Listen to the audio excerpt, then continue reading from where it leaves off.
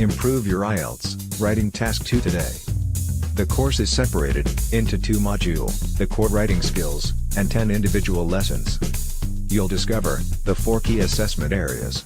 This means you know exactly what you need to do to score highly, and you'll discover 5 steps you need to take every time you write IELTS essay.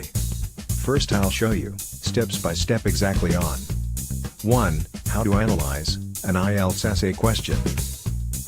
Recognize and structure the 3 different types of IELTS essay question. 2. Discover 3 simple, yet highly effective brainstorming techniques. 3. How to plan and organize your essay. 4. Identify and eliminate your spelling and grammar mistakes with 4 strategies.